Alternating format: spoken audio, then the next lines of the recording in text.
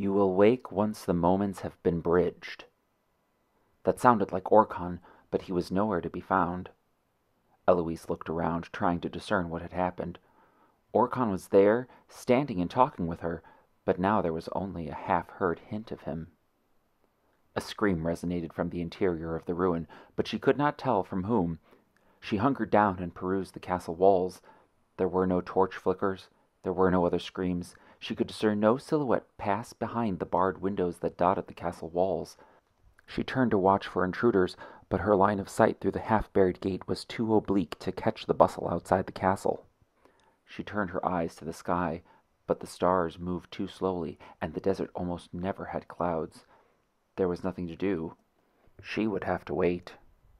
She attempted a reaffirming glance to Darrell, but his slow, rhythmic breathing and lulled pose did not loan her confidence. She turned to stare patiently for anyone's return through the door. Here, too, her line of sight was too oblique to make out much beyond the lintel, and what she could not see, she imagined. Knuckles, curling fingers, coarse pads creeping and crawling over the sill. Could Orkhan have not provided her more comfort against these swelling fears? Another scream, this one far clearer in quality, much louder and far closer. It was Nesu. A thunderous rumble shook the building, and dust coughed out of its darkened mouth. Then the silence returned. Eloise's fears coiled tightly around her throat. The moments have most certainly been bridged. She steadied her gaze on the southern gate, every fiber of her preparing to bolt out and drive at a frenzied pace to make their escape. Now she only waited on them. The silence sustained for some time. The anticipation of their potential escape that excited and enlivened her only moments ago began to fade. Curiosity broke her concentration on the southern gate, and she turned to stare into the shadowy door once more. The dust from the earlier explosion had just about dissipated. She turned back to the southern gate. Any moment now. Where were they? Nesu had screamed. She could not let herself consider this potential, however. It was a trail that would lead nowhere. Fear's inspiration seemed stronger than her will, however, because she could not chase the possibility out of her mind. What if the sun started to break on the horizon, to burn away the stars, and they were still missing? How many redcaps would enter the courtyard without seeing her? How long could she wait? She knew it was better not to have an answer to that question. The only horror she could imagine on their behalf, greater than abduction by the redcaps, was to escape only to find the cart gone. Guilt and pity for abandonment thereby became her sole counsel against the fear swelling around her. She could not risk leaving them damned just to save herself, and so could not sally the unicorns on. She turned very still, afraid to acknowledge the next moment. "Eloise!" The cry came from above. "Eloise!" She looked up, but could not see them. Nicken shouted again, but could tell from how her head leaned that she could not spy their peeking out of the window of the breccia over the door. Draco's weight pressed groaning pains from deep within Tarakon's muscles. Draco was older than him, taller than him, bulkier than him. Even without armor, this warlock's body felt as it might weigh a ton. "All right," Tarakon broke, and dropped the body. It slid from his back and collapsed limp on the floor. "Now what?" The captain finally sighed. They had convened around a murder hole, drawn there by how much more light it let in than the narrow window of the adjacent wall. The orifice in the floor opened over a 2-story drop, and that distance seemed far greater from this vantage than it had at the base of the ramps below. Nesu's eyes darted madly between the echoes that crowded the pitch-black hallway opposite them and the portal in the floor. The driftwood remains of the splintered drawbridge littered the ground far below, beside the parked wagon's tailgate. "We do not have much choice," Nesu muttered, then hurled his commands with resolution. "Cassandra, the dance of Detutal, the finale. Take Nicken with you." She could start on cue within 3 notes at any point in the song, and more so now than ever she wanted to impress Nesu with her mastery of this ceremonial performance. She wanted to make up for every mistake her boredom and impatience had inadvertently made. "Nicken, your spear, quick!" Nicken watched in horror as she hurled his spear, which he had trusted to her only the second before, through the hole and to the ground 2 stories below. "Stand clear," Cassandra commanded, stealing the stage. A flick of her thumb unlatched the clasp of her black velvet robe to grant her use of the drapery's every last measure. With one hand she snatched at Nicken's wrist. With the other she gathered the lapel of her cape. She hurled the sable coat open into a broad, sweeping fan over their heads, then curled themselves inside its falling silk folds. Crushed by the weight of its hem, the cloak collapsed into an empty sheet and fell through the portal in the floor. The drag of its descent fluttered and flapped the cape until a silent wind whisked it suddenly off course. The cape fluttered open, and the dwarf and princess fell from inside the fabric folds to land firmly on their feet. "Eloise!" Cassandra shouted as she and Nickon scrambled to get on the cart. "We found him!" "Your turn, Terracon," Nasu cued. "But I cannot do—" Nasu wrenched the cape from his back to bedeck Draco, Terracon, and the captain's half-spilled argument, then dropped the cloak through the hole. The fabric floated empty through the air, but fell to drape frantic hands fighting to swim out of the folds. Drowning in fabric and choking on his interrupted contest, Terracon tore their way out from under the hem. He huffed and gasped, and turned a scowling eye to the vizier 2 flights up while fighting to unfurl the silk knotted around Draco and him. The maneuver had cost the vizier his last coat, and he was bare-chested again. He would have to find an alternate route down. His first concern, however, were the redcaps now clawing out of the shadows only a few paces short of catching him. He needed a moment more, and sought first a distraction. He hijacked the first redcap he could clearly distinguish as his personal plaything. Locked eyes asserted a struggle of concentrated wills. The contest lasted longer than Nasu expected, however. The redcap was feral to a degree of absence, as though there was no thought to domesticate. The vizier quickly employed a different tactic, but only as the redcap was dangerously close. Kill it, and animate the corpse. The redcap wrenched away from its lunge at Nasu, and turned to face the reinforcements trampling in pursuit. Nasu bit his arm, and the hijacked corpse mimicked the gesture, but where Nasu's square teeth only left a minor bruise, the fangs of the redcap gashed open its leathery hide. The blood spat from the wound showered the incoming goblins, and the smell and sight of the sanguine bath spurred them into a blind frenzy. Distracted by their infighting over the bleeding corpse, the redcaps missed Nasu's escape. He leapt through the murder hole, but caught his fall mid-flight. He flipped and planted his feet on the soffit of the Bretache. He glanced up at the ground above him, and shouted down to the others a command to start on their way. Eloise lashed the unicorns forward, and the cart strained to pick up speed as the first of the redcaps clawing in pursuit tumbled out of the murder hole and crashed to the ground far below. More followed, raining down on one another. Those whose legs had not broken from the fall raked to exhume themselves from the growing pile. Nasu needed to stop the faucet of reinforcements. He again reasoned with gravity's relativity. He leapt from the soffit and landed astride the lancet window, and where once the ground was above him, now he stood parallel to it. He turned to survey the courtyard and watched the cart clear the arcade beneath the tower's ramps. They would have to make a wide turn in order to clear the castle's keep on their way to the southern gate. He could spare their escape only a moment more. If he acted too soon, he would jeopardize them, but if he waited much longer, the redcaps would catch up with them. He grew visibly still, almost as invisible as any other lithic projection from a castle wall, but his mind was rushing with computations of predictive ratios and measures, the distance to the south gate, the cart's speed versus a redcap sprint, the triangulations of his points of reference and their various velocities. He sought a cue in the vertex of trajectories of perpendicular planes with values given visually rather than in numbers. The piled redcaps avalanched onto their sprinting feet. The wagon's spokes were spun into a blur. The pursuit of the predator outperformed the prey. Q. Nasu's feet were anchored to the tower's wall. His steady, still contemplation had earned him the sympathy of the stones, and Nasu turned their sympathy against the tower's foundation.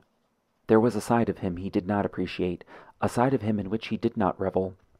Centuries of practice and meditation had, however, earned him choice over his emotions. Comfortable in his silent endurance, he lived a quiet life with regrets that sank into a somber past, washed away by the current of time and pushing into an optimism ahead. Reflection had granted the prelatic order this solemnity for generations. Reflection, however, could also invoke regrets deep enough to drown in. It was not difficult in centuries of life to find one such regret, and through the stone's sympathy, Nasu loaned his depression to the foundation of the tower. Nasu mourned, and the tower fell with his mood. In a thunderous roar, the defeated battlements collapsed onto the redcaps piled at its base. Cobbles and boulders cried, clattered and crashed, were crushed into shooting spalls and a plume of dust that mushroomed into a massive belch that clouded the sky. "Nasu!" Cassandra screamed as he disappeared into the swell of dust and debris. She had watched him surf the crumbling tower on a segment of wall, watched him set behind the clouds like dusk, but averted her eyes as the tumbling billows swept over and swallowed the cart.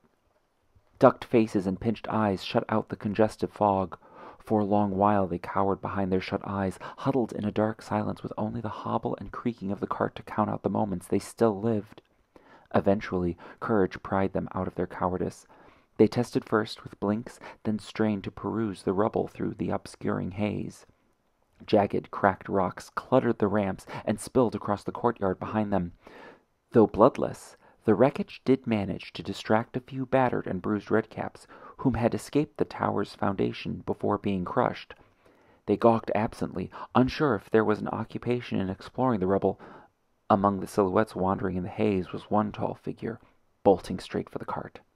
"It's him!" Cassandra cried. "Can he make it?" Terracon posed. Nasu was lean deep over his knees, pushing back the distance with each stride. The patter of his tread against the cobbles was sharp enough to pierce the dissipating rumble from the tower's collapse. The sound of a frantic scurry teased the redcaps' curious ears and called them to chase.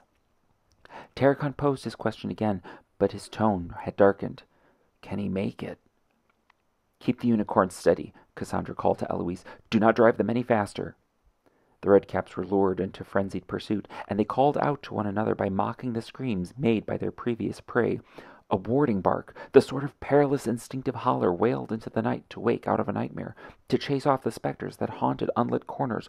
Only ever out of context, these screams invited the redcaps to play.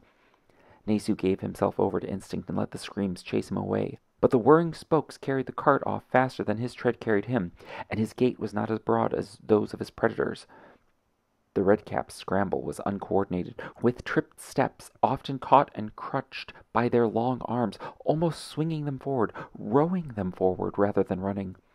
They were gaining on Nasu, and the calculations of the trajectories and ratios were proving more dire with every successive step. There were paces unaccounted for between him and the cart.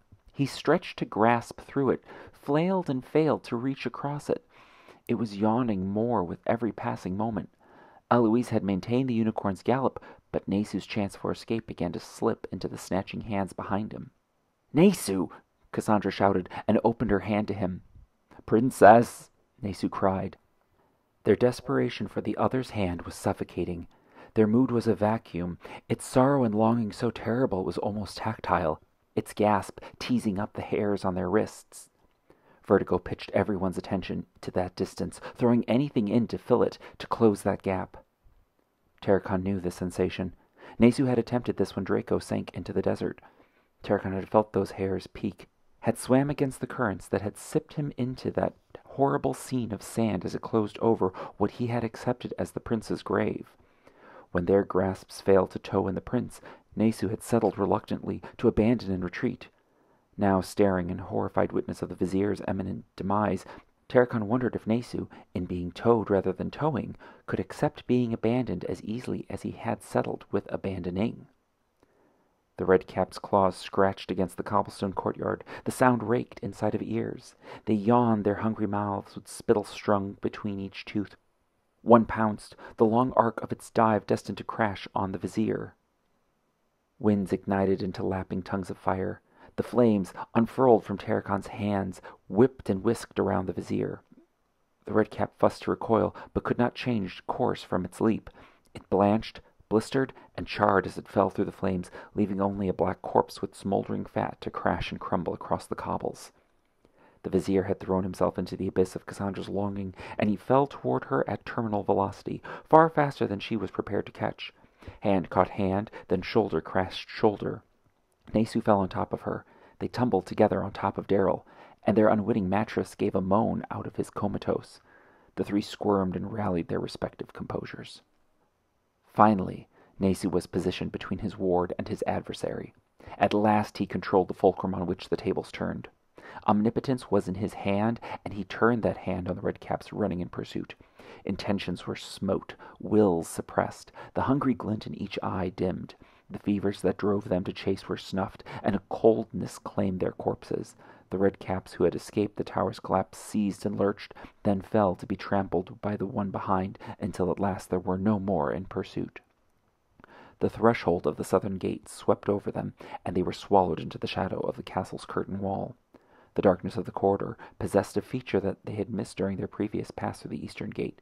Through each murder hole whisking overhead poured a mourning drone. The tortured song peaked and faded with each passed portal. It elicited an instinctive sympathy, and this was especially perverse, having witnessed the source. The cries were perfect echoes of suffering, sometimes even wrought with enough precision to hear words that begged and pleaded. It was only a lure, however, bloodthirst baited with compassion. What kind of evil? Cassandra did not want to imagine the capture of the most selfless and kindest of intelligences. She felt pity for anything that needed to make such desperate attempts, and yet it was exactly that pity that would kill her in this fortress. What has the Taoish done here? It was a curiosity as dark as any given by black magic. They passed out of the gate and into the Vorsan desert once more. Orkhan had heard Eloise's plea, and she smirked and murmured her appreciation. How long had that moment been? Or was the question better phrased as, how much could be done in even the briefest moment? Wherever the eye turned, the misshapen corpses of redcaps were crushed and scattered. Their armor was strewn across the sand, soiled and stained black. A wretched stench would fill the air for days, but this bath of redcap blood could have been the first to wet the desert in a millennia. A path of bare sand was scrawled through the littered corpses of redcaps, and Eloise navigated the galloping unicorns along the clean, clear swath. They snaked around the traps and trenches, now more like mass graves for those who haunted the hovels. Those whom had survived Orkhan's assault were distracted by their baths in their comrades' blood. Far off, the passengers could spy the contented goblins slathering on their brethren's entrails and contentedly wallowing and wading in the sanguine puddles, squeezing the brown mud between the gnarled knuckles of their toes. The carnage drained into paler and paler sands until the castle was just a shadow on the horizon. They turned to one another, assessing what was left. There was, at the very minimum, another day of the unabashed desert sun to endure. Their water resources would be gone by morning. Optimistically, however, no troll had been spotted this far south. Without Sedwa, the fairies were disorganized, uncoordinated, feral. The wastelands, then the Iman woods, would eventually grow out of the desert if they just made it far enough south. The woods meant water and timber, and woodsmen with timber and food, order and government, the control of the Hexen crown. Nesu had Cassandra, and other than mere survival, nothing posed a threat to the completion of this mission. The sight of its conclusion granted the vizier a contented sigh, and this relief was shared among all in the company. Free to feel, Cassandra knelt at Draco's side, brushing a hand against his cheek. "Draco," she whispered, "you are safe. I love you. You are safe." Her words trailed into silence. "It's all right, Simon," Draco whined. "Simon?" Nesu turned to scowl to the prince. Draco gasped, seized to petrify. Then from the depths of his clenched throat a whine leaked into a siren wail. Horrifyingly, the prince began panting fervently. "Simon! Simon! Simon!" he barked repeatedly, the name almost heaving, vomiting from his convulsing body. Then a gasp choked the prince silent, and he retired into weak, whimpering tears that washed their trail out of the blood clotted across his cheeks. Cassandra had shuddered back, had recoiled her caressing hand from Draco's cheek. She stared in horror, recognizing the ruin of the man her brother had become.